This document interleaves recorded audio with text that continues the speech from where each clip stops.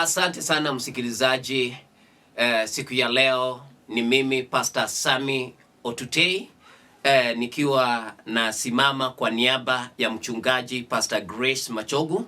Acha Mwenyezi Mungu awabariki sana, haswa tunapoendelea na mwaka huu, mwaka wa Mwenyezi Mungu 2026. Siku ya leo tunajua ya kwamba injili itakayokuja itakuwa baraka kwako, kwa familia yako na kwa watu wote ambao mnatusikiza nao. Mwenyezi Mungu awabariki sana tunaposikiza neno.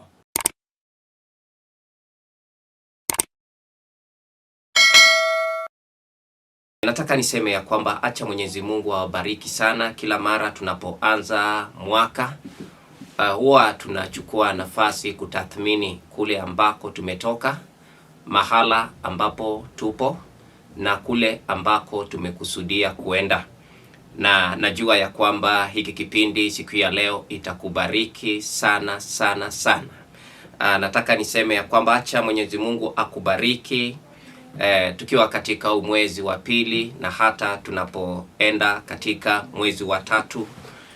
Mungu mkuu akubariki sana. Siku ya leo tunataka kusoma neno katika kitabu cha Marko, sura yake ikiwa ni ya 3, mstari wake tutasoma mstari wake wa 4 na mstari wa 13 na mstari wake wa 14.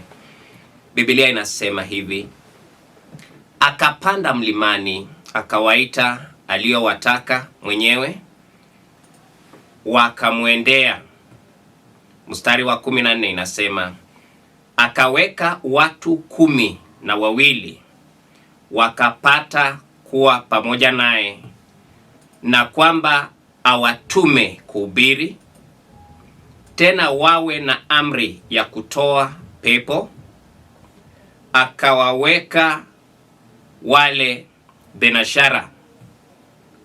Kwa hivyo leo tunaenda kuangalia mabadiliko ambayo unapata kama mtu ambaye anatembea na Yesu ama ameingia katika safari ya wokovu. Safari ya wokovu ni safari ambayo imekusudiwa kukufanya wewe kuendelea kuwa bora na bora zaidi. Ndiposa tunaiita wokovu. Pale ambapo tumesoma jioni ya leo, imetuambia ya kwamba Yesu Kristo akawaita wale ambao aliwataka yeye mwenyewe. Kwa hivyo inamaanisha ya kwamba kuna mtu ambaye anatakikana, na huyo ni wewe. Na hii sauti inakuja ili kukusaidia kujua ya kwamba kunayo mambo ambayo Mwenyezi Mungu anaweza tenda ndani ya maisha yako. Ya kwanza kabisa ni transformation, ambayo tunaita mabadiliko. Pindi unapopata wokovu, mtoto wa Mungu, lazima kuwe na mabadiliko ya kuonekana. Mabadiliko ambayo jamii kwa jumla inaweza kukutazama na kuona mtu ambaye amebadilishwa. Paulo anasema ya kwamba yale mambo ambayo nilikuwa ninayafanya sasa ninahesabu kuwa bure kwa sababu ya Kristo Yesu. Kwa hivyo pindi unapookoka, kuna neema ya kubadilika, kuacha yale mambo ambayo ulikuwa ukifanya na kuanza kutembea kama mwanga hakika na pia chumvi hakika. Yesu Kristo akawatazama wakati fulani akawaambia ya kwamba sasa ninyi ni chumvi ya ulimwengu. Akawaambia tena ya kwamba nyinyi mumekuwa mwanga, mumekuwa taa ya ulimwengu.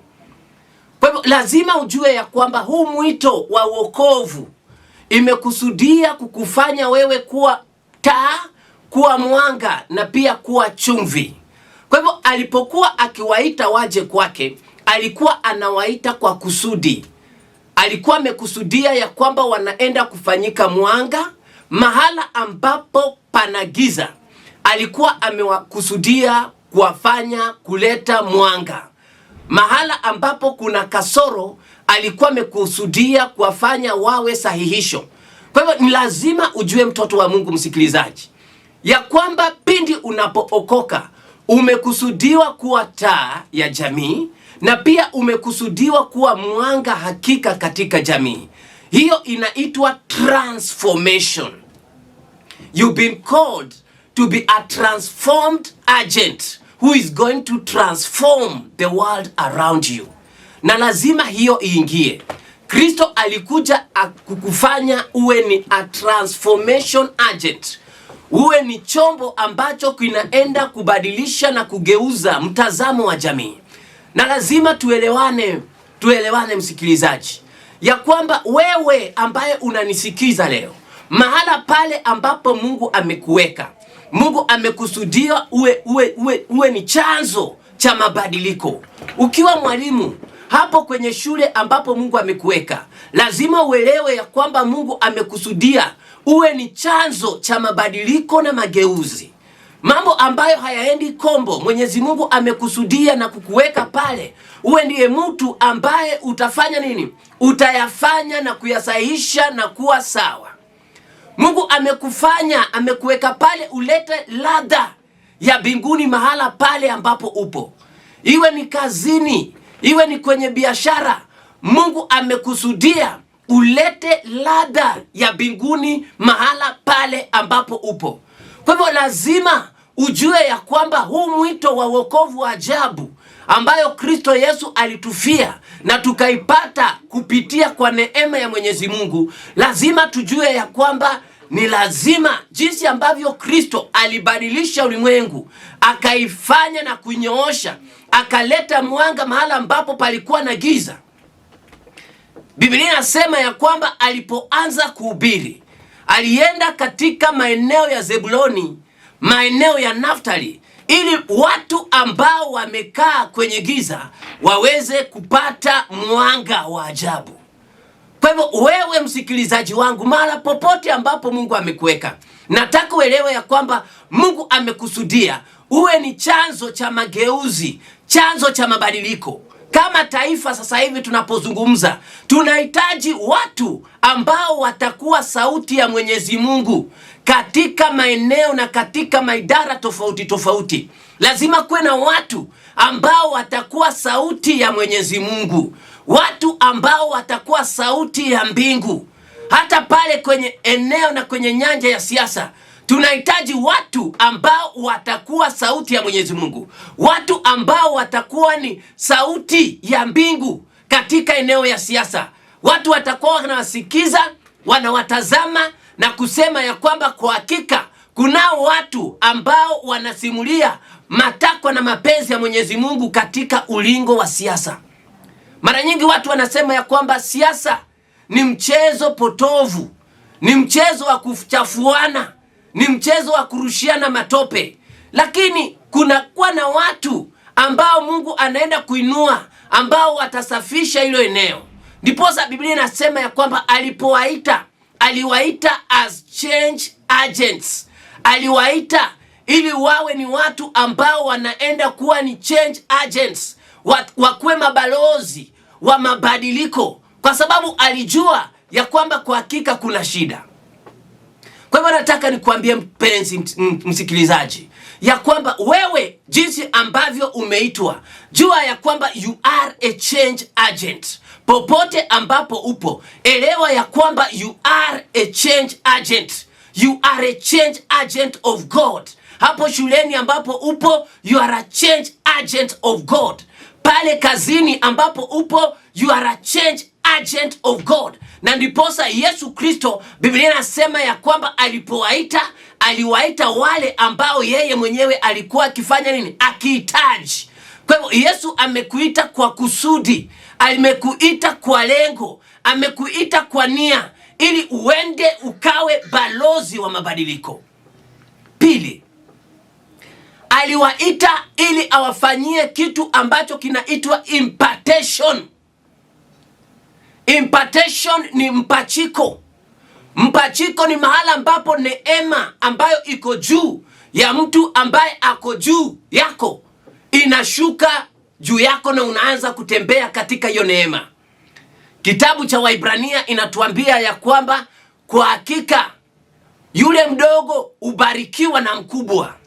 Kwa hivyo Yesu akiwa mwana wa Mungu akiwa anatembea kwa neema ya juu zaidi, aliita hawa wanafunzi, na Biblia inasema ya kwamba aliwaita ili wawe pamoja naye.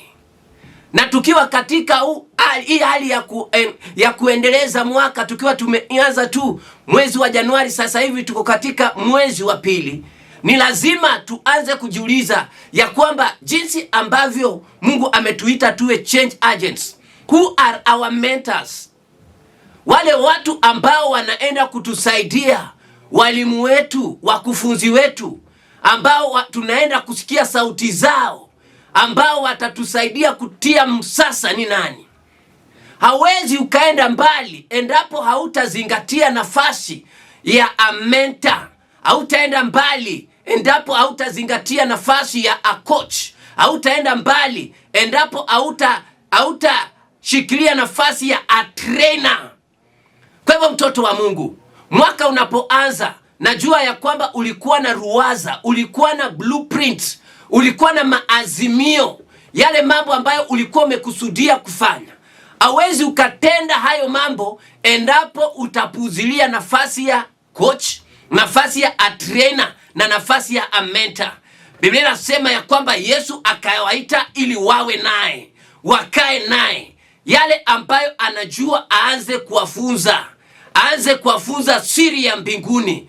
Aanze kuwafunza ya kwamba kuwa mwanga ni nini. Aanze kuwafunza ya kwamba kuwa chumvi ni nini. Aanze kuwafunza ya kwamba kuwa maji yaliyo hai ni nini. Kwa hivyo lazima uelewe ya kwamba mwaka huu 2026 Mungu amekusudia kukupeleka mbali kama mtu ambaye ameokoka, lakini lazima utambue ya kwamba kunao watu muhimu ambao Mungu ataleta katika maisha yako. Atawaleta katika mtazamo wa walimu, atawaleta katika mtazamo wa coaches, atawaleta katika mtazamo wa pastors, atawaleta katika mtazamo wa lecturers. Hao wote Mungu amekusudia ili awatumie kukusaidia kuingia katika eneo ambao Mungu amekusudia uende. Na tumesema ya kwamba hiyo eneo ni kukufanya ukuwe change agent. So lazima utembee na watu ambao wamepiga hatua, wameenda mbali kiasi fulani. Lazima upige hatua, utembee na watu ambao wamejua kile wanachofanya. Biblia inasema ya kwamba kunao watu ambao wanaitwa wajinga. Hawezi wakaingia kwenye mji kwa sababu hawaelewi njia inayoingia kwenye mji. Kwa hivyo leo nikiwa niko hapa, msikilizaji, lazima utembee na watu ambao tayari wamejua mji. Endapo unataka kuingia katika mji wowote, tembea na watu ambao wameingia kwenye mji. Endapo unataka kuingia kwenye taaluma yoyote, tembea na watu ambao tayari wameingia kwenye huo mji. Kuna hayo mambo ambayo Mwenyezi Mungu amewasaidia wamefanya. Tembea na watu kama hao, watakusaidia, watakuongoza. Jinsi Biblia imetuambia ya kwamba Yesu akaita hao 12 ili wawe wanafunzi wake. Wewe ni wanafunzi wa nani? Endapo umekusudia kwenda mbali huu mwaka ambao tumeanza, mwaka 2026, lazima ujiulize ya kwamba wewe ni mwanafunzi wa nani? Unaweza kuwa umeokoka, ndio. Kunao watu ambao wao wanasema ya kwamba yeye ana deal na Mwenyezi Mungu direct. Hiyo ni potovu.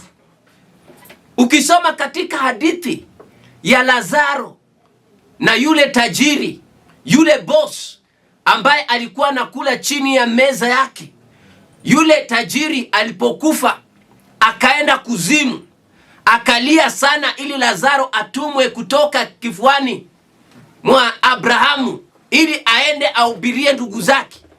Yesu aliwaambia wanafunzi wake ya kwamba Abrahamu alijibu huyo tajiri ya kwamba hapa duniani kunao manabii na kunao walimu ambao inatakikana mtu yeyote ambaye ako duniani awasikize. Kwa hivyo mbingu imekusudia wakati ambapo unazaliwa, kunao walimu ambao tayari Mungu amekuwekea. Kunao walimu, coaches, ambao Mungu amekusudia kutumia ili wakusaidie kuingia katika eneo ambayo Mwenyezi Mungu anataka uingie. Kwa hivyo mwaka 2026 jiulize ya kwamba mwalimu wako atakuwa ni nani? Katika masuala ya kiroho, mwalimu wako atakuwa ni nani? Yule mtu ambaye atakusaidia kuchambua Biblia ili uelewe the right kind of doctrine atakuwa ni nani? Jiulize hilo swali. Katika maeneo na nyanja ya taaluma, najua ya kwamba umekusudia kupiga hatua, umekusudia kupata promotion, lakini ni nani atakaye kusaidia kuinuka katika hiyo nyanja ya taaluma yako? Ni nani huyu ambaye Mungu amemleta katika maisha yako ili akusaidie kupiga hatua? Mpenzi msikilizaji, hilo ni swala ambayo lazima ujiulize waziwazi, uandike chini, hasa wakati huu mwaka unapoanza. Usitembee kama mtu ambaye aelewi anakotoka, usitembee kama mtu ambaye aelewi anakoenda. Mtu ambaye anaelewa nakotoka na anaelewa nakoenda, anajua ya kwamba kule ambako anaenda tayari kunao watu ambao wamefika huko. Kwa hivyo lazima utumie hiyo hekima. Lazima utumie hiyo hekima ya kutafuta mentors, watu ambao watakusaidia, watu ambao watakushika mkono, watu ambao wataomba pamoja nawe, watu ambao watakuelekeza, watakuambia usikanyage hapo, hapo utateleza, watu ambao watakukanya usifanye hicho na unasikia, ili upate kuingia katika hatua kuu na hatima kubwa ambayo Mwenyezi Mungu amekuandalia. Jambo la tatu ambayo nataka uelewe ya kwamba hii safari ya wokovu imekusudia wewe kupata, inaitwa manifestation. Ni madhihirisho. Mwenyezi Mungu amekusudia kukudhihirisha. Mstari wa 14 na 15 ambao tumesoma inatuambia ya kwamba aliwaita ili wakishakuwa naye awatume waende wakemee mapepo, waondoe kila aina ya mambo ambayo yanasumbua mwanadamu, waweze wakaponya kila aina ya magonjwa. Hayo yanaitwa manifestation, madhihirisho. Yesu hakukuita ili ukue tu mtu bure. Hapana, amekuita kwa lengo, amekuita kwa kusudi, na kilele cha haya yote ni kuhakikisha ya kwamba you are manifested.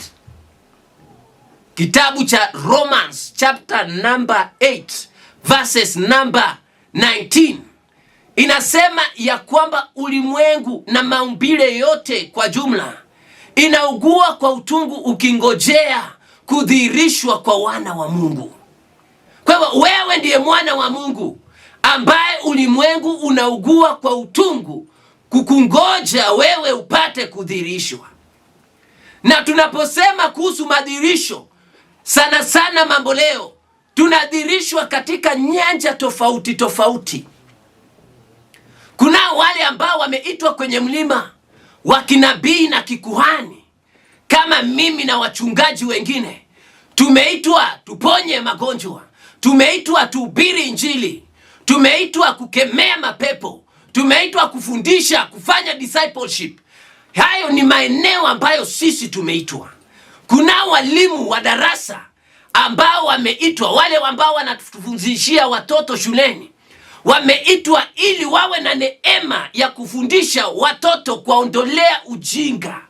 Kwa hivyo lazima uelewe ya kwamba ni eneo gani haswa ambayo Mwenyezi Mungu anataka kukudhihirisha. Biblia inasema ya kwamba Mungu hakuita wana wa Yakobo wamtafute bure. Kwa hivyo hii wokovu ambayo imehubiriwa, hii sauti ya neema iko na faida. Mungu amekuita ili apate kukudhihirisha. Hakukutoa kwenye baa ili ukue mtu ambaye hauna kazi, uwe ni mtu ambaye hauna popote ambapo unaenda. Amekuita kwa lengo, amekuita kwa kusudi, amekuita kwa nia, na nia ni kuhakikisha ya kwamba amekudhihirisha. Jinsi Mungu alivyomdhihirisha Yesu Kristo akawa ni chanzo na chemichemi cha wokovu kwa wanadamu wote. Hivyo ndivyo Mwenyezi Mungu amekuita akiwa na lengo, amekuita akiwa na kusudi. Anataka udhihirishe, anataka umetemete katika ile nyanja ambayo Mwenyezi Mungu amekuita. Na kunayo nyanja ambayo Mwenyezi Mungu amekuita. Na kama mtu ambaye ameokoka, hapo hivyo ndio watu tunasema ya kwamba lazima tuwe ni watu wakakamavu katika ile eneo na nyanja ambayo Mwenyezi Mungu amekuita. Kuna baadhi yenu ambao Mwenyezi Mungu amekuita katika aina ya kazi fulani ambayo unafanya.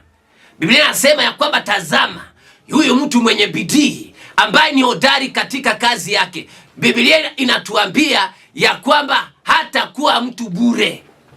Hatakuwa mtu bure. Atakaa pamoja na atakaa pamoja na wafalme. Kwa hiyo nataka nikuambie mtoto wa Mungu ya kwamba utakaa pamoja na wafalme na utakaa tu pamoja na wao. Kunayo neema itakayo kushukia ambayo itakusababisha ujikute ya kwamba unafanyika mfalme wewe mwenyewe. Petero anapoandikia katika Petero, kitabu cha kwanza cha Petero sura yake ya 2 mstari wake wa 9, anatuambia ya kwamba sisi ni ukuhani wa kifalme. Tumeitiwa ukuhani wa kifalme, kumaanisha kwamba wewe ni kuhani na wewe pia ni mfalme. Na lazima uelewe ya kwamba mfalme ni mtu ambaye anatambulika. Mfalme ni mtu ambaye anajulikana kwa sifa bora. Inatakikana ya kwamba popote ambapo upo, julikana kwa sifa bora, tambulika kwa sifa bora, onekana kwa sifa bora. Watu wanapotafuta mtu ambaye anaenda kuwasilisha maybe ni taasisi, wakutafute wewe, manake unatambulika kwa sifa bora. Yesu aliwaita ili wapate kudhihirishwa. Ni kama kitabu cha Esther inazungumza taswira hii ambayo tunazungumzia. Biblia inasema ya kwamba baada ya mfalme Ahasuero kufanya karamu kwa siku kadhaa, ilipofika awamu ya mwisho, alikuwa aite mke wake ili amuonyeshe watu ambao walikuwa wametoka katika maeneo tofauti tofauti. Na lazima ujue ya kwamba hata sisi ambao tumeokoka, sisi walokole, sisi ni bi arusi wa Kristo. Na Kristo akiwa mfalme wa wafalme, huwa anatamani sana atuite, atuweke kwenye jukwaa, ulimwengu tazame urembo wetu ambao ni utukufu wa Kristo. Biblia inasema ya kwamba mwanamke ni utukufu wa mume wake. Kwa hivyo sisi tukiwa bi arusi wa Kristo, sisi ni utukufu wa Kristo. Na lazima kila mara tuwe na tamanio ya kwamba popote ambapo tupo, wakati wowote tunapofanya chochote duniani, tujiulize ya kwamba je, tunampendeza Kristo? Je, tunampendeza Kristo? Je, Kristo angekuwa hapa angependezwa nami? Kwa hili tendo ninalotenda, Kristo angekuwa hapa angependezwa nami? Kwa haya mambo ninayoongea, Kristo angekuwa hapa angependezwa na haya maneno? Je, haya mavazi yangu yanaleta utukufu kwa ufalme wa Mwenyezi Mungu? Ilo eneo ya kudhihirishwa ni eneo ambayo kila mara lazima tujiulize na tujihoji, haswa mwaka unapoanza, kwa sababu kila mwaka inatupatia fursa nyingine ya kutembea hii safari ya wokovu kwa kutetemeka na kwa hofu nyingi.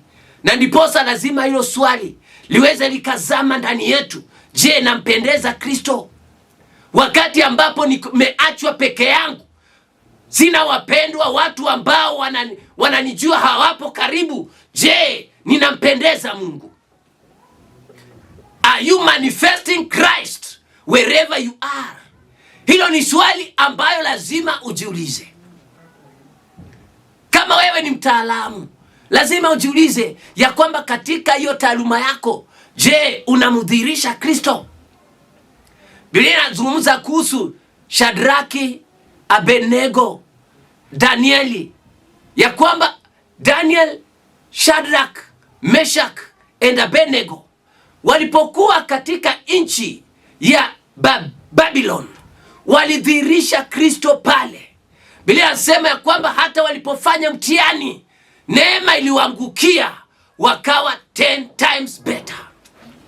Kwa hiyo nataka nikuambie msikilizaji ya kwamba siku ya leo, hayo ambayo Mwenyezi Mungu amekuwa akitunenea, ya kwamba hii safari ya wokovu amekusudia ya kwamba tuweze tukawa watu ambao wanaenda kudhihirisha Kristo katika kila nyanja na katika mitazamo mbalimbali. Sio kanisani tu, popote ambapo Kristo amekuweka pale kama balozi wa mbinguni. Kwa hivyo mdhihirisha Kristo pale. Ikiwa wewe ni mchezaji, dhihirisha Kristo pale kwenye uga. Popote ambapo Mwenyezi Mungu amekuweka, usidharau pale ambapo Mwenyezi Mungu amekuweka. Kwa hivyo leo tumejifunza mambo matatu msikilizaji. Tumejifunza ya kwamba katika safari ya wokovu ni safari ya mabadiliko. Mungu anakusudia uwe change agent. Popote ambapo Mwenyezi Mungu amekuweka, amekusudia uwe change agent. Amekusudia uwe mwanga, amekusudia uwe taa, na amekusudia uwe chumvi. Ameweka ladha ya mbingu juu yako, na natamani ya kwamba popote ambapo upo, watu wakikuonja wanasikia ladha tamu ya mbinguni. Tukasema ya kwamba kunayo neema ya impartation ambayo Kristo ameweka juu yako, na pia tukamalizia kwa kusema ya kwamba Kristo amekusudia kukudhihirisha katika nyanja tofauti tofauti. Mungu akubariki. Ni mimi Pastor Sammy Otutei ambaye nimekuwa nikihubiri siku ya leo, nikiwa ninahubiri kwa niaba ya mchungaji ambaye ni mama wangu katika roho, mchungaji Pastor Grace Machogu. Mungu awabariki sana kwenye kipindi chetu, na acha neema itembee kwa utele juu yako. Shalom. Mungu awe nawe daima.